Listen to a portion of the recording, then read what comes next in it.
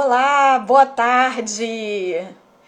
Bem-vindos a mais uma live do Papo Glaucoma. Hoje, dia 5 de maio, primeira live aqui do mês de maio. E tá virando rotina a primeira live do mês ser a live de perguntas e respostas que vocês gostam, né? Acho que a gente pode combinar isso daqui pra frente, né? Que a primeira live do mês, tema livre para vocês perguntarem o que vocês quiserem. Eu sei que é a live que vocês mais gostam, que as perguntas estão liberadas. Então, pessoal, qualquer dúvida de oftalmologia que vocês tiverem, pode perguntar. Vocês podem mandar ou no chat aqui embaixo, ou então no balãozinho de interrogação. Enquanto o pessoal vai entrando, eu vou me apresentar para quem está chegando novo aqui. Sempre tem alguém entrando pela primeira vez. Então, meu nome é Samantha Vasques, eu sou oftalmologista, especialista em glaucoma e catarata. Sou do Rio de Janeiro e estou aqui no Papo Glaucoma com vocês no Instagram e no YouTube para ajudar vocês a manterem o glaucoma controlado e assim enxergando pela vida toda. Separei algumas perguntinhas aqui que alguns de vocês já me mandaram ontem quando eu anunciei a live, então já separei aqui algumas perguntinhas para responder. Enquanto isso, vai me mandando sua dúvida aí. Boa tarde, pessoal que está chegando. Rodrigo, Gabi, Lorena, oi, Tá Palmeira, Débora, Elane, bem-vindos, pessoal. Bom, vamos lá então. Vou começar com uma pergunta que eu achei bem interessante aqui, que foi da Silmara Lucidoro. Ela me contou que na semana passada ela teve uma conjuntivite com secreção, olho inchado, olho vermelho, aqueles sintomas da conjuntivite, e ela pergunta se isso pode ser uma alergia ao colírio de brimonidina. Bom, vamos lá. Alergia aos colírios pode acontecer? Pode sim. Todo medicamento pode dar uma reação alérgica, mesmo se é uma medicação que você já usa há muitos anos, pode acontecer de com o passar do tempo você desenvolver uma alergia. Geralmente, quando a gente tem esse tipo de sintoma de conjuntivite, esses sintomas eles estão mais relacionados ao ressecamento do olho, porque olho seco, alergia, conjuntivite infecciosa, todos eles dão os mesmos sintomas de coceira, ardência, olho vermelho, lacrimejamento, secreção. Então, os sintomas são os mesmos e a causa mais comum é o olho seco. Mas quando não é só uma questão de ressecamento, quando tem uma questão de alergia ao colírio do glaucoma, de todas as medicações usadas no tratamento do glaucoma, a que é mais comum de causar alergia é a brimonidina. A brimonidina ela está presente em vários colírios, vocês podem conhecer ela por esse nome genérico de brimonidina, mas ela também está presente no Alfagan, no Combigan, no Britens, no Glaube, no Triplenex, no Simbrinza, todos esses são colírios que têm a brimonidina na sua composição. Agora, a alergia à brimonidina, ela tem uma característica bem específica, que é de descamação da pele da pálpebra. Então não é só uma conjuntivite. A pessoa geralmente fica com as pálpebras bem vermelhas e descamando, a pele fica esfarelando. Então esse é o sintoma mais típico da alergia à brimonidina, é essa descamação. Então quem tem essa descamação da pele, não está conseguindo descobrir o que é, dá uma olhadinha no colírio e vê se você não está usando brimonidina. Se estiver usando, conversa com a sua oftalmo, porque isso é bastante sugestivo de reação alérgica e aí não tem jeito, tem que trocar o colírio, tá? Vamos lá para a próxima dúvida. Eu separei mais uma perguntinha aqui que chegou ontem. Deixa eu só achar aqui. Cadê? Enquanto isso, vocês podem ir mandando as dúvidas de vocês, tá, pessoal? Enquanto eu encontro aqui. É porque o pessoal mandou bastante pergunta de ontem para hoje. Eu tô caçando aqui a que eu tinha separado para responder. Perdi a pergunta. Bom, vamos para as perguntas de vocês, então. Depois eu acho a outra pergunta que eu tinha separado e respondo direto para a pessoa que me enviou. A Isabel tá contando aqui que teve alergia à brimonidina, muita coceira. É bem chata essa situação da alergia mesmo. A Luana Santos pergunta se é normal a visão ficar embaçada e duplicada depois das cirurgias de glaucoma. Vamos lá falar um pouquinho então sobre esse embaçamento da visão no pós-operatório. A primeira questão que a gente tem que falar é que existem vários tipos diferentes de cirurgia para glaucoma, não é tudo a mesma coisa, tá? Mas eu vou separar em basicamente dois tipos, que são as cirurgias clássicas, que são a trabeculectomia, também chamada de TEC, e o implante de tubo, e as cirurgias minimamente invasivas, que são as técnicas mais modernas.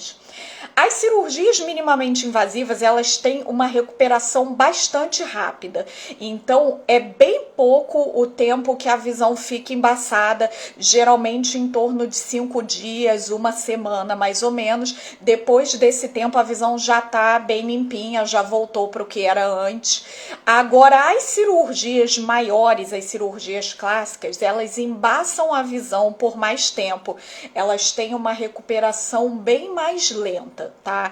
A maioria das pessoas tem embaçamento da visão em torno de 1 mês com essas cirurgias. Tem gente que recupera mais rápido, que com uma semana já está enxergando bem. Tem gente que demora mais tempo, até 3 meses no pós-operatório de uma TREC é possível ter embaçamento da visão. Mas a maioria das pessoas fica em torno de 1 mês nessa recuperação. Agora, uma coisa importante da gente ressaltar é que na enorme maioria dos casos esse embaçamento ele é reversível. Conforme você se recupera da cirurgia, a visão volta a ser o que era antes ou até melhor. Mas existem exceções, principalmente quando a gente fala das cirurgias clássicas maiores da TREC e do tubo. Existem pessoas que não voltam a ter a mesma visão de antes, depois da cirurgia. Aí vocês pensam, poxa, Samantha, mas que absurdo, então operou para a visão ficar pior? Calma. Quando a gente indica uma cirurgia dessas que tem os seus riscos, é porque o risco de não operar e perder a visão pelo glaucoma é maior do que o risco de ter alguma complicação pelo procedimento. Mas existem casos em que pode haver uma piora definitiva da visão operando. É como se a gente aceitasse que a visão piore um pouquinho e aí mantenha naquilo, para que não perca por completo a visão que seria o desfecho sem a cirurgia. Então, são exceções, mas em alguns casos pode acontecer de depois de uma TREC ou de um implante de tubo, a visão não voltar totalmente ao que era antes. Mas na enorme maioria dos casos, esse embaçamento ele é transitório e ele dura em torno de 1 mês mais ou menos, podendo se estender até 3 meses. Já a visão dupla é uma questão que quase sempre é benigna. Quando você fica enxergando duplicado com sombra nos objetos no pós-operatório, quase sempre é uma coisa benigna e que passa com muito pouco tempo, tá? A Piscimano Martins perguntou se nas cirurgias a laser também tem esse risco. O laser também tem os seus riscos, tá? Todo procedimento médico, ele sempre tem riscos. Agora, o laser, ele é muito seguro e a chance de acontecer algum problema desse tipo é bem menor. Agora, depende também de qual laser, porque da mesma forma que tem várias cirurgias, existem vários tipos de laser diferentes também. Mas os procedimentos a laser, em geral, eles são mais seguros do que os procedimentos cirúrgicos, com exceção de um laser que se chama ciclofotocoagulação, que é um procedimento que tem riscos um pouquinho maiores e a gente reserva esse procedimento com laser de ciclofotocoagulação para casos um pouquinho mais avançados de glaucoma. Vamos lá para a próxima dúvida aqui.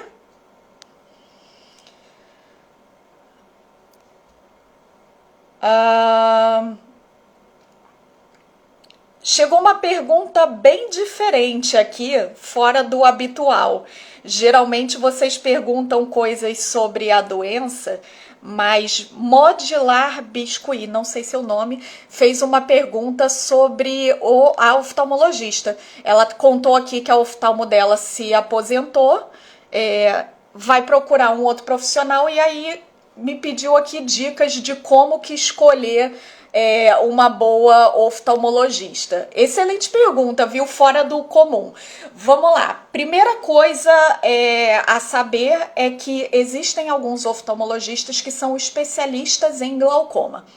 Todo oftalmologista trata glaucoma, tá? Se você marcar uma consulta com qualquer oftalmologista, falar que tem glaucoma, qualquer oftalmologista está capacitado para fazer esse tratamento. Mas existem oftalmologistas que são especialistas em glaucoma. O que tem de diferente nisso? A gente estuda muito mais a fundo, a gente se dedica muito mais especificamente ao tema do glaucoma, então a gente fica mais por dentro das tecnologias mais novas, a gente tem uma opção maior de tratamentos diferentes que outros oftalmologistas às vezes não usam. Então, quando você vai num oftalmologista que é generalista, que não é especialista, quase sempre o tratamento que vai ser feito vai ser um tratamento com colírio. Enquanto se você vai num especialista, você vai ter acesso a muitas outras opções de tratamento. Então, a primeira dica que eu dou é que procure uma oftalmologista que seja especialista em glaucoma. Como que você vai saber disso? Aí é um pouquinho mais difícil, porque não existe, a gente tem uma sociedade brasileira de glaucoma, mas não existe uma regulamentação específica de quem é especialista e quem não é, não tem um local aonde vocês buscarem isso. Então a melhor maneira é ligar para a clínica perto da sua casa ou ligar para o seu plano de saúde e pedir especificamente uma indicação de um oftalmologista que seja especialista em glaucoma. A Elane tocou aqui, leu meus pensamentos e tocou no segundo ponto que eu ia falar, que confiar no médico oftalmologista é fundamental. Esse é o segundo quesito. Não necessariamente o primeiro profissional que você vai buscar vai ser aquele que você vai ficar pela vida toda, porque é muito, mas muito importante que exista uma relação de confiança entre a paciente e a sua oftalmologista. Então, o segundo quesito importante é que seja um profissional que você se identifique e que você confie, porque precisa ser uma relação de confiança. Eu costumo dizer para os meus pacientes que quando a gente começa um tratamento de glaucoma, a gente está junto no mesmo barco remando. E os dois têm que estar remando na mesma direção. Então, tem que ter essa relação de confiança, porque a paciente precisa confiar de que eu vou pedir os exames na época certa, de que eu vou indicar as melhores opções de tratamento. Eu preciso confiar que esse paciente vai seguir as minhas orientações, que se eu pedir para fazer uma atividade física vai fazer, que se eu pedir para voltar daqui a 3 meses que esse paciente vai estar de volta. Então é uma relação de confiança. Então aquela coisa um pouco do santo bater, tem que o santo bater porque tem que confiar, tá? Então procura uma especialista, vê se rola uma identificação, se você confia, se tirou as suas dúvidas, se deu a atenção que você precisava. E aí essa é a melhor maneira de escolher a sua oftalmologista. Vamos lá para a próxima pergunta aqui. Deixa eu encontrar uma aqui do chat agora. Vou voltar um pouquinho aqui para ver se eu acho alguma mais antiga aqui. A Paula perguntou aqui: um médico diagnosticou glaucoma e o outro médico disse que não era glaucoma e aí falou para voltar em 6 meses. O que eu faço? Vou responder essa dúvida porque é uma dúvida muito comum mesmo, muita gente tem. E essa controvérsia de se é glaucoma ou se não é glaucoma é uma dúvida muito comum, principalmente quando a gente está lidando com uma doença que está em estágio inicial. Por quê? Deixa eu esclarecer isso para vocês. Existem algumas doenças que têm um diagnóstico relativamente fácil. Vou dar um exemplo. Se você faz um exame de sangue e a sua glicose dá 300, não tem discussão de que você tem diabetes. Tá lá e pronto, glicose 300 é diabetes. O glaucoma não é tão simples assim. Por quê? O glaucoma não é uma doença de uma alteração só. O glaucoma é uma doença de um conjunto de alterações. Então, a gente precisa fazer uma avaliação mais ampla. Não existe um único exame que diga se a pessoa tem ou não glaucoma. A gente faz uma avaliação, quando existe uma suspeita, a gente faz uma avaliação que inclui, no mínimo, 5 exames: campo visual, retinografia, OCT de nervo óptico, paquimetria e gonioscopia. Se a pessoa tem um glaucoma avançado, o mais provável é que vai vir alteração em um monte desses exames. Às vezes as alterações são tão grandes que até antes de fazer os exames, só de fazer uma avaliação básica na consulta, se for um glaucoma avançado, muitas vezes a gente já consegue dar o diagnóstico só com a consulta, sem nem fazer esses exames. Mas isso não é o ideal. O que a gente quer é detectar o glaucoma no começo. E quando a gente está lidando com um glaucoma que está em estágio inicial, o que muitas vezes acontece é que esses exames eles ficam duvidosos. Então, assim, às vezes um exame vem alterado e fala a favor de glaucoma, os outros exames vêm normais e falam contra glaucoma. Então, quando a doença é inicial, essa resposta ela não é tão direta, tá? Muitas vezes a gente fica na dúvida se aquilo é uma alteração normal da pessoa, se aquilo é dela mesmo, por isso que aquele exame está alterado, porque nasceu daquele jeito, ou então se isso é um glaucoma que está muito no comecinho.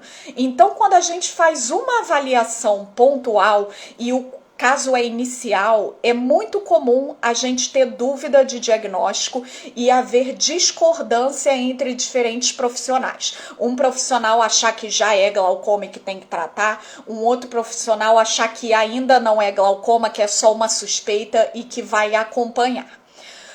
Essa questão do acompanhamento é o que na grande maioria das vezes vai tirar essa dúvida, porque a grande característica do glaucoma é que o glaucoma é uma doença que, se a gente não trata, é uma doença progressiva. Ele vai de pouquinho em pouquinho piorando se a gente não fizer o tratamento. Enquanto outras alterações que podem confundir, muitas vezes não progridem. Então, repete o exame e ele está sempre igual. Então, muitas vezes, o que diferencia isso é a pessoa ir repetindo o exame. E se ele não está piorando, segue acompanhando. Se ele mostra um sinal de piora, isso confirma o diagnóstico de glaucoma. Agora, um ponto importante que eu vejo, olha, gente, eu acho que não tem uma semana da minha vida que eu não atendo um paciente que chega com essa história, que chega para mim e fala: ah, doutor, eu tava com outro oftalmo que suspeitou de glaucoma, não conseguiu ter certeza do diagnóstico. Beleza, acontece muito. Mas aí passou o colírio, e aí a pessoa vem há anos usando o colírio. Quando a gente usa o colírio, a gente nunca vai conseguir tirar a dúvida se aquilo é glaucoma mesmo ou não.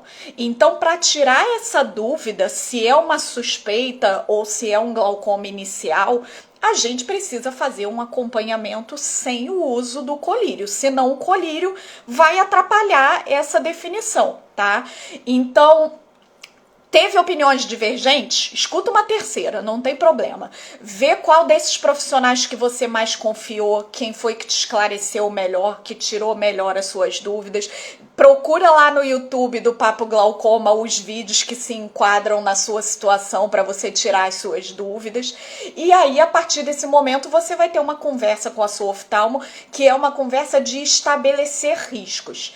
Pensar se o risco de acompanhar é muito alto, então vamos tratar. Se o risco de acompanhar é baixo, então vamos acompanhar e procurar ter um diagnóstico definitivo, tá? Essa é uma definição que é muito individual de cada pessoa, então não tem uma regra mágica, tá? A gente define isso muito caso a caso.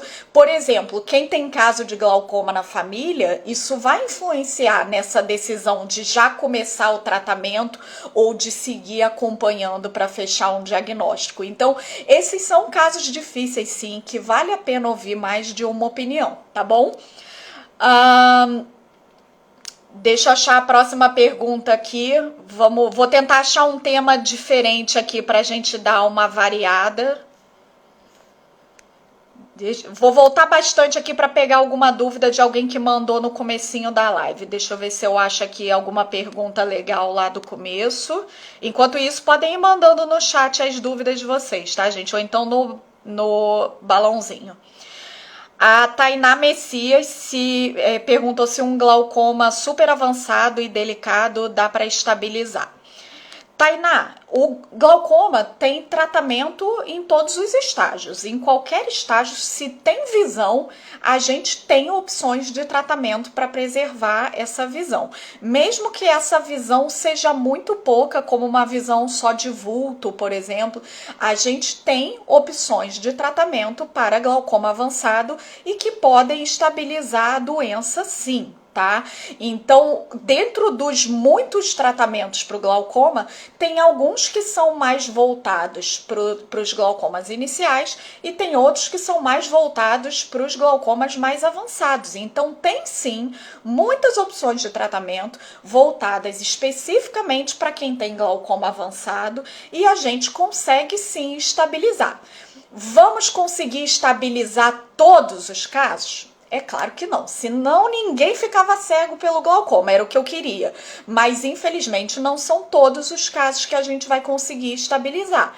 Os principais fatores de risco para que a pessoa perca a visão pelo glaucoma, os principais fatores de risco são relacionados ao momento do diagnóstico.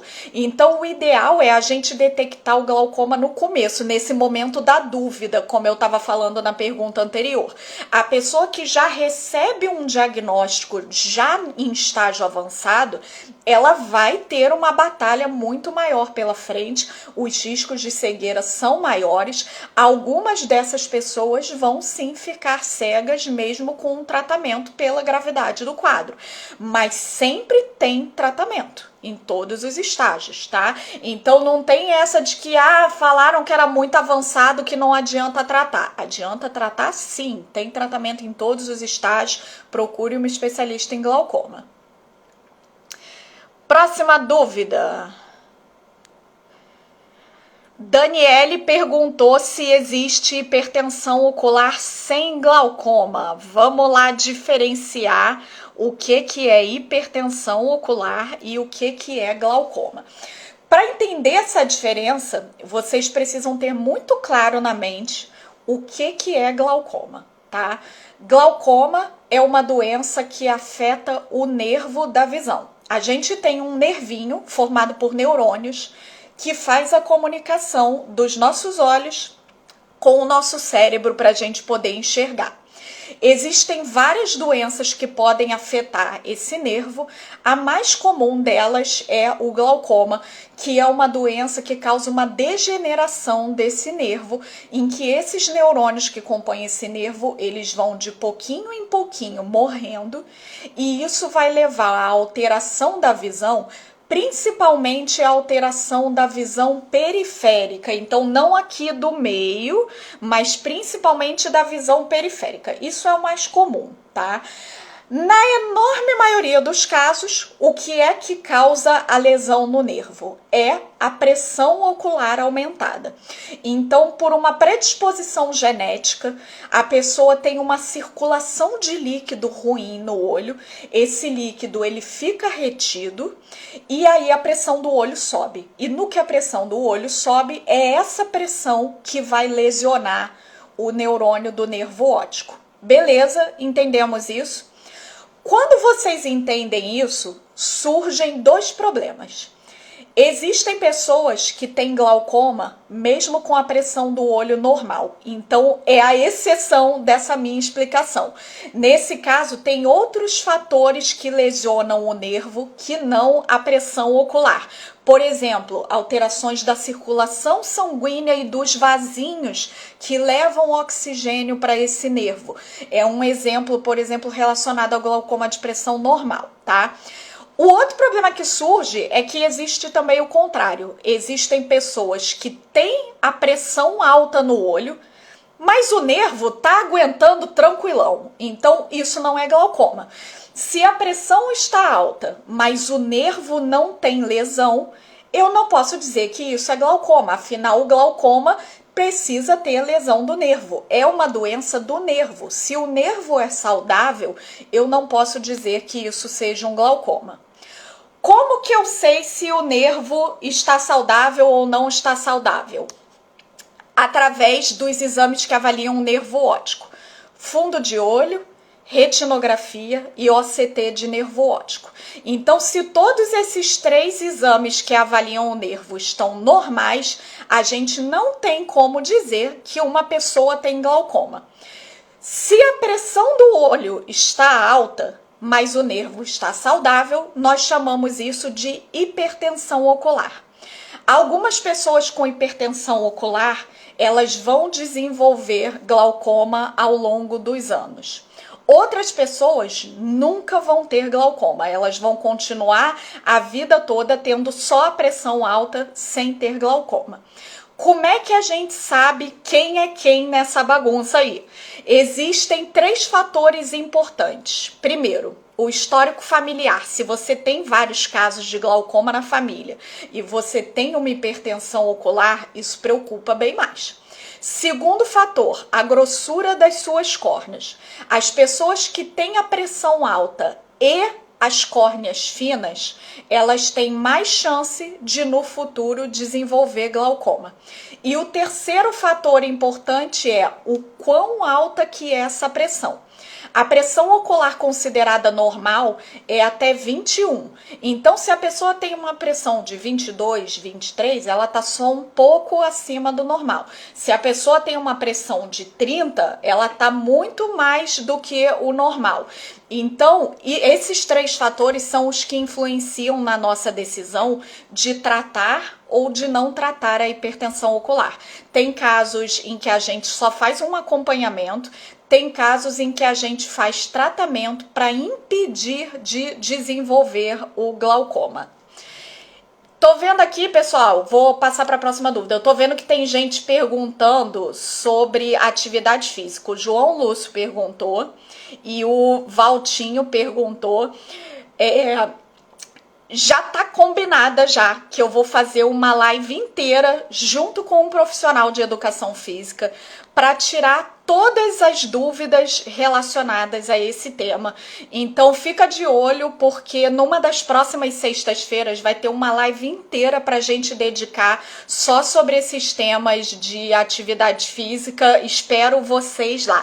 Ainda não tem data certa, talvez seja na semana que vem até, mas ainda não tem data certa. Mas toda quinta eu anuncio qual vai ser o tema da live do dia seguinte. Então é só vocês ficarem de olho aqui no Instagram, porque eu sei que vocês têm muita dúvida de atividade física, então vale a pena a gente dedicar uma live inteira só para esse assunto. Deixa eu achar aqui a próxima pergunta para responder. Portela Maria Cristina perguntou se o médico consegue avaliar a retina no exame com a pupila dilatada. Vamos explicar então como é que a gente faz essa avaliação do fundo de olho. Quando a gente avalia o nervo da visão para ver o glaucoma, a pontinha dele começa na retina. Então acaba que todos esses exames que eu falei que avaliam o nervo da visão, eles avaliam a nossa retina também. Então, fundo de olho, retinografia, o OCT, todos esses são exames que eles avaliam tanto a retina quanto eles avaliam também o nervo da visão. Porque o nervo, ele começa na retina, que é o fundo do olho, e ele vem até aqui atrás, a parte de trás do cérebro, que é a área da visão. Então, a gente, muitas vezes, no mesmo exame, a gente acaba avaliando juntos o nervo e a retina também. O ideal para avaliação da retina é que seja feito com a pupila dilatada, sim. Se a gente quiser fazer uma avaliação mais focada no nervo e só na região central da retina, que é a mácula, muitas vezes dá pra gente fazer uma avaliação sem a dilatação da pupila. Mas se a gente quiser ver a retina por inteiro, até a pontinha da retina, a gente precisa fazer um exame com a pupila dilatada, que é o mapeamento de retina. Vamos para a próxima dúvida. Deixa eu procurar aqui mais uma perguntinha legal aqui para a gente responder. A Mari tá contando aqui, Mari Santos, contou que o filho dela fez uma cirurgia e que colocou um tubo para baixar a pressão. Mari, não sei que idade tem seu filho, mas pela foto você parece ser novinha, então seu filho deve ser novinho também. Nos glaucomas de bebês principalmente de bebês, o tratamento praticamente sempre ele é cirúrgico, tá? É diferente, por exemplo, do glaucoma do adulto. Tem 6 anos ele, então já é criança. Na criança, acaba que mistura um pouco os dois lados. A criança, a gente pode fazer tratamentos como o do adulto e também a gente pode fazer tratamentos cirúrgicos. Com 6 anos, já tá mais parecido com um glaucoma de adulto do que com um glaucoma de bebê. Então, praticamente tudo que eu falo aqui sobre glaucoma do adulto vai servir para o tratamento dele também. O tubo é uma cirurgia que é indicada principalmente para glaucomas que já são mais avançados ou então que não respondem bem com outras formas de tratamento. Então, se ele já usou colírio e não respondeu bem, se já fez uma cirurgia de TREC e não respondeu bem, a gente acaba deixando o tubo como uma opção mais avançada de tratamento. Vou responder uma pergunta agora que não é sobre glaucoma. A Débora, mas que é importante, hein? Prestem atenção. A Débora Moraes Carvalho perguntou o que é degeneração macular. Primeira coisa que vocês precisam saber sobre degeneração macular é que em muitos países do mundo a degeneração macular já causa mais cegueira do que o glaucoma.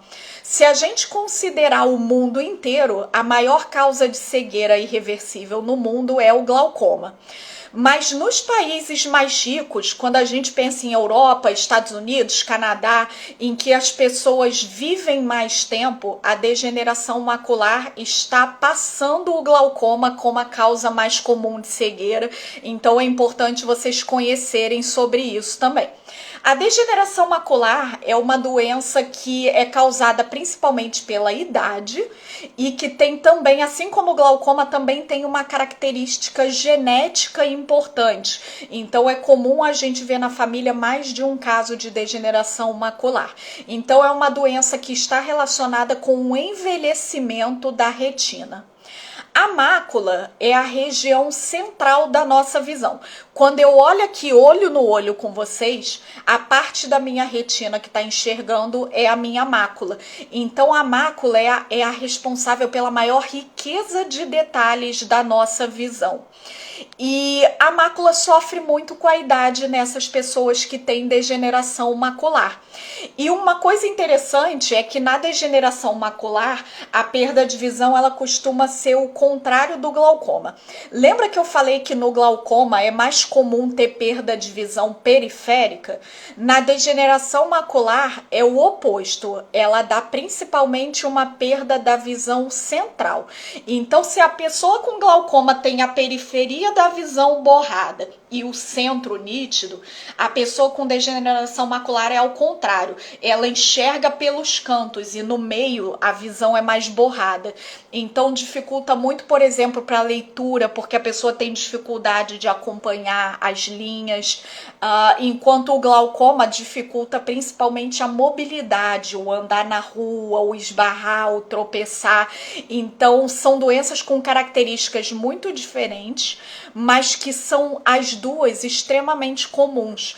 E não é muito raro eu ter no meu dia a dia do consultório um paciente que tem os dois problemas juntos. E aí é bem complicado, porque a gente tem dois problemas, um tirando a visão periférica, um tirando a visão central, e aí nenhuma das duas fica muito boa. Então são casos muito difíceis de lidar, mas não é raro de acontecer de a pessoa ter glaucoma e degeneração macular ao mesmo tempo.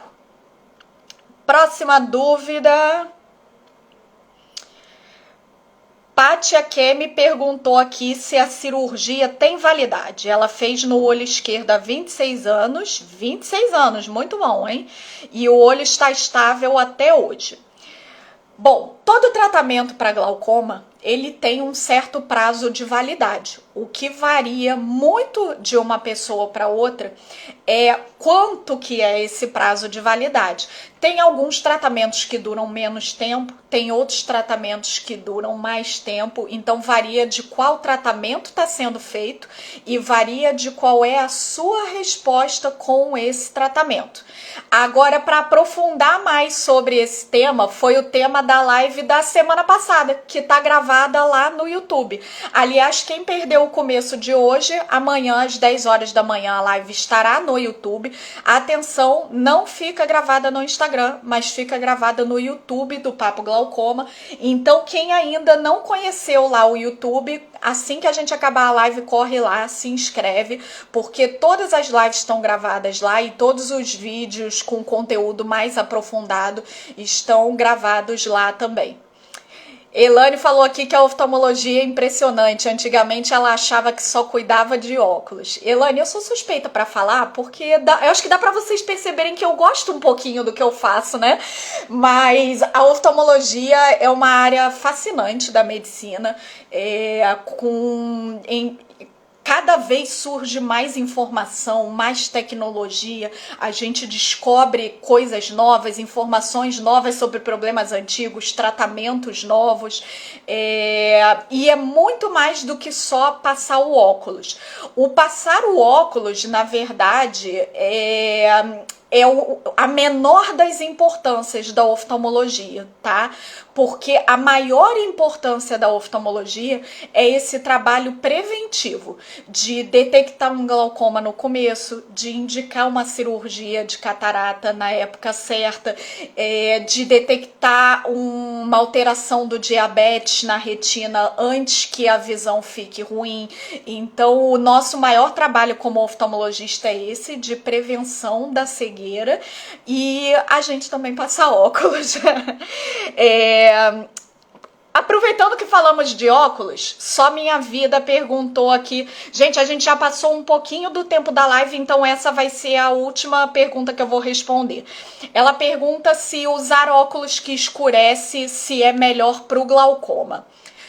O óculos que escurece é aquele chamado de fotocromático, fotossensível, tem alguns nomes diferentes, que é aquela lente que quando você sai no sol, ela escurece. Primeira coisa que vocês precisam saber é que qualquer óculos comprado numa ótica e com um certificadozinho de garantia do fabricante de que tem ultravioleta, ele vai ter 100% de proteção contra o ultravioleta dos raios solares. Então, para proteger do sol, não precisa ser um óculos escuro, só precisa ser um óculos de qualidade. Não vai comprar o óculos do camelô, que esse não vai ter nada de ultravioleta.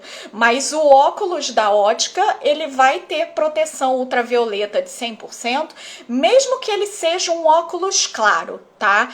Então, a lente que escurece, ela não é para proteção do olho, ela é para o seu conforto. Se você é uma pessoa que sente muito incômodo na claridade, e isso pode acontecer por vários motivos, é interessante você ter uma lente que escurece quando você sai na claridade, se você tem essa sensibilidade. Agora, em termos de saúde do olho, mesmo a lente clara, ela vai te dar 100% de proteção. As lentes de contato, elas também têm 100% de proteção ultravioleta. As lentes intraoculares, que a gente usa na cirurgia de catarata, elas também têm 100% de proteção ultravioleta. Então, a proteção, a gente consegue com qualquer uma delas. O escurecer ou não é uma opção sua por conforto e não vai fazer diferença no glaucoma nem na saúde do seu olho como um todo. Jaques Crochê está me dando parabéns pelo dia 7 de maio, que é depois de amanhã, que é o dia do oftalmologista. Então, muito obrigada e aproveito para deixar o meu parabéns para todos os meus colegas, que eu sei que tem alguns colegas oftalmos que acompanham aqui a live também. Então, para os meus colegas que estão assistindo, feliz dia do oftalmologista e parabéns para nós, que está chegando aí dia 7 de maio, depois de amanhã. Temos outra data comemorativa importante que está chegando. O mês de maio inteiro é o mês da conscientização do glaucoma e o dia 26 de maio é o Dia Mundial de Combate ao Glaucoma. Então aproveitem esse mês aí para se inspirarem e para convencerem os seus familiares a procurarem o oftalmologista. Lembrando que o glaucoma é uma doença que tem um componente genético muito forte. Então vocês que estão me vendo aqui que tem glaucoma, lembrem de falar para filhos, primos, tios, netos, todo mundo da família procurar um oftalmologista anualmente para fazer um exame de rotina. Semana que vem temos mais um encontro marcado para tirar as dúvidas de vocês aqui na live. Toda sexta-feira, às 5 da tarde, live no Instagram.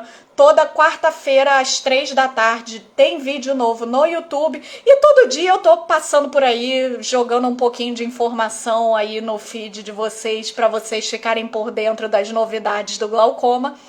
Até semana que vem. Não esqueçam de pingar o colírio, quem pinga colírio. Não esqueça de fazer o exame, quem tá com o exame atrasado. E eu sigo aqui ajudando vocês a controlarem o glaucoma e preservar a visão por toda a vida. Beijos e um ótimo final de semana para vocês.